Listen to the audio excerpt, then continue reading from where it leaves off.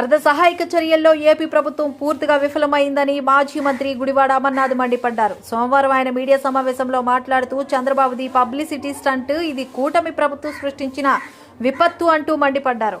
విజయవాడ వరదల సమయంలో ప్రభుత్వం వ్యవహరించిన తీరు చాలా బాధాకరమని అన్నారు. వరదలు వచ్చినప్పుడు ప్రజలను ప్రభుత్వం కాపాడాలి. ప్రభుత్వం నిర్లక్ష్యం వలన విజయవాడ విపత్తు సంభవించింది. చంద్రబాబుకు పబ్లిసిటీ మీద ఉన్న శ్రద్ధ ప్రజల ప్రాణాలను రక్షించడంపై లేదు. బుడమేరు కాలువ నుంచి వరద వస్తుందని తెలిసి కూడా డిఏ హెచ్చరికలను లెక్క చేయలేదు.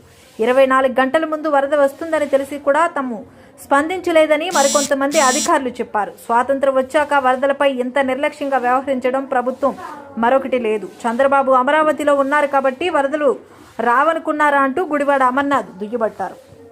దానివల్ల వస్తున్నటువంటి ఇబ్బందులు ఇవన్నీ చూసిన తర్వాత అసలు ప్రభుత్వం ఏం చేస్తుంది, విజయవాడలో వచ్చినటువంటి వరదకు సంబంధించి వాళ్ళు వ్యవహరించినటువంటి తీరు చాలా బాధాకరం. దీన్ని తీవ్రంగా ప్రజలు వారు పడినటువంటి కష్టాన్ని, పడుతున్నటువంటి ఇబ్బందుల్ని ప్రపంచం ముందుకు తీసుకొస్తున్నటువంటి సందర్భంలో అసలు ఈ ప్రభుత్వం ఎంత నిర్లక్ష్యంగా వ్యవహరించింది అనేటువంటి దానికి ఇదంతా కూడా ఒక ఉదాహరణ అనేటువంటి విషయాన్ని కూడా ఈ సందర్భంగా తెలియజేస్తా ఉన్నా. వాస్తవానికి సహజంగా ప్రకృతి వైపరీత్యాలు వచ్చినప్పుడు, విపత్తులు వచ్చినప్పుడు ప్రభుత్వానికి ముందుగానే ఉన్నటువంటి సమాచారం, ఆ సమాచారం ద్వారా ప్రజల్ని రక్షించాల్సినటువంటి బాధ్యత ప్రభుత్వాల మీద ఉంటాయి. కానీ ఇది ప్రకృతి సృష్టించినటువంటి వైపరీత్యం కాదు, ఈ ప్రభుత్వం సృష్టించినటువంటి వైపరీత్యంగా వైఎస్ఆర్ కాంగ్రెస్ పార్టీ కానీ లేదా రాష్ట్రంలో ఉన్నటువంటి ప్రజలు కానీ భావిస్తూ ఉన్నారు. అందుకనే మొన్న గౌరవ మా పార్టీ అధ్యక్షులు వారు జగన్మోహన్ రెడ్డి గారు చెప్పడం జరిగింది, ఇది ఈ ప్రభుత్వం సృష్టించినటువంటి వైపరీత్యం. ప్రభుత్వానికి ముందే తెలిసి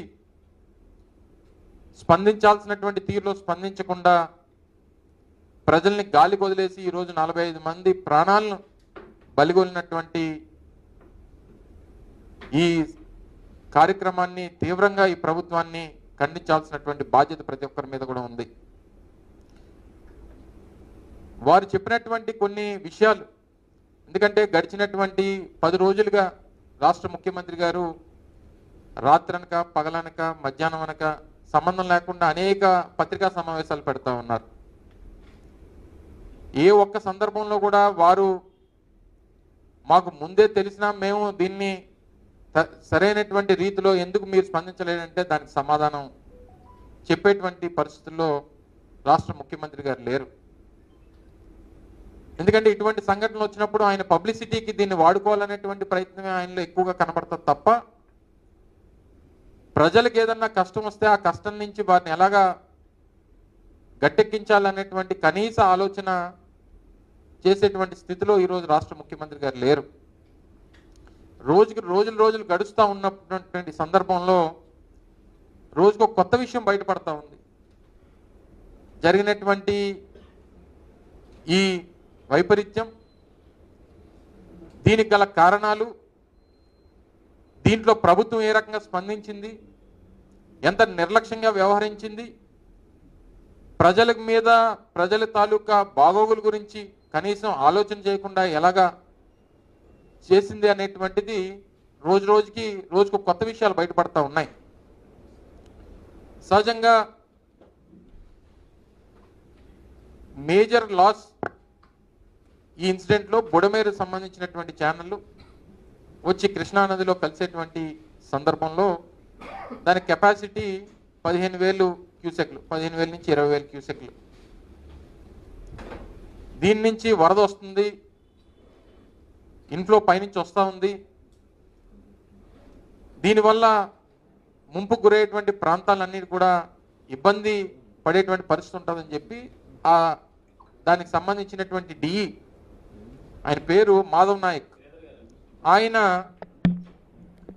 మేము 20 గంటల ముందుగానే ప్రభుత్వానికి, ప్రభుత్వంలో ఉన్నటువంటి సంబంధించినటువంటి డిపార్ట్మెంట్స్కి స్థానికంగా మా రెవెన్యూ సిబ్బందికి అందరికీ కూడా మేము తెలియపరిచాం అనేటువంటి మాట డిఈ గారు చెప్తా ఉన్నారు. 20 గంటల ముందు చెప్పినప్పటికీ మేము స్పందించలేదు అనేటువంటిది మరికొంతమంది అధికారులు చెప్తా ఉన్నారు.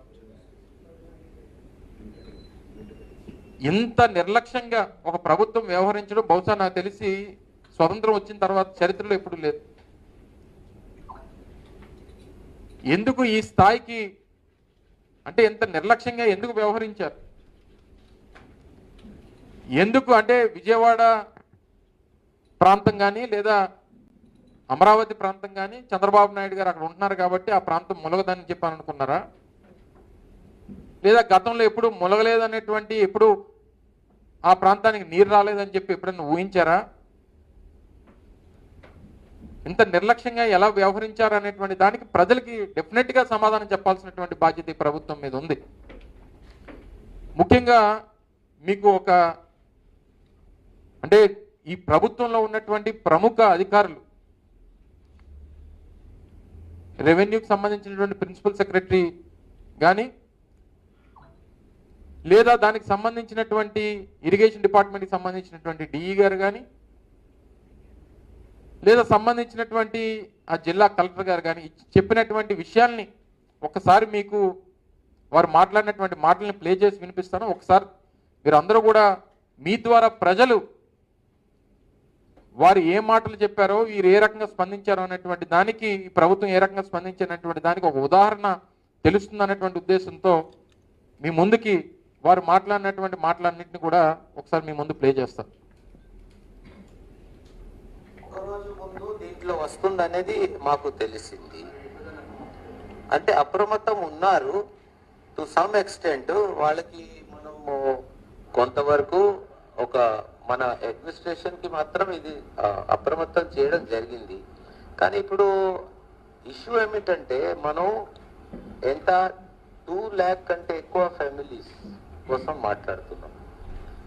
Now at any rate evacuation చేయాలన్నా సపోజ్ మనకి ఇది తెలుస్తుంది అయితే ఇప్పుడు మోర్ దెన్ 24 hours బిఫోర్ మనం చెప్పలేము. ఇలాంటి సిచ్యువేషన్లో ఇంత పెద్ద మొత్తంలో ప్రజల్ని తరలించడం ఎంతవరకు పాసిబుల్ అనేది కూడా మనం చూసుకోవాలి. వాటర్ వదిలిన తర్వాత ఇది సిటీలోకి వెళ్తున్న తర్వాత మెకానిజం అలర్ట్ చేశారా సార్? గవర్నమెంట్ చెప్పారా ఈ వాటర్ వస్తుందని చెప్పారు. ఇప్పుడు ఏ టైంలో అలర్ట్ చేశారు సార్? మేము శనివారమే మా ఈ గారు ఎస్సీ గారు కలెక్టర్కి వాళ్ళకి అందరికి చెప్పాను. నేను కూడా ఎంఆర్ఓ వాళ్ళకి ఫోన్ చేసి చెప్పాను శనివారమే. ఇలా ఏ టైంలో చెప్పంటారు సార్? మేము శనివారం మా వాళ్ళు ముందే చెప్పారంట. మేము శనివారమే మధ్యాహ్నం మాకు ఇక్కడ శనివారం పొద్దున్న వరకు అసలు ఏం లేవు. మధ్యాహ్నానికి వాళ్ళకి ఇన్ఫర్మేషన్ చేశాం.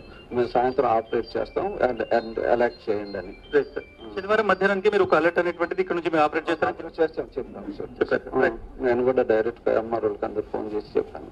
శనివారం మధ్యాహ్నం తర్వాత మీకు అర్థమైపోయింది ఫ్లడ్ వస్తుంది అనేటువంటిది. వస్తుంది, ఓపెన్ చేయాల్సి వస్తుందని ముందే చెప్పాం. అంత పైన క్యాచ్మెంట్ ఏరియా నుంచి అంత వచ్చేస్తుందని కానీ దానికి అది గండి పడిపోతుందని కానీ because they're using the regulator Krishna నదిలోకి నీళ్ళు వదలటానికి 15,000 క్యూసెక్స్ కెపాసిటీతో బుడమేరు ఛానల్ కృష్ణా నదిలోకి వెళ్తుంటుంది. సో 40,000 క్యూసెక్స్ వచ్చేసినాయంటే ఒకేసారి సో ఆ ఛానల్ సరిపోలేదు.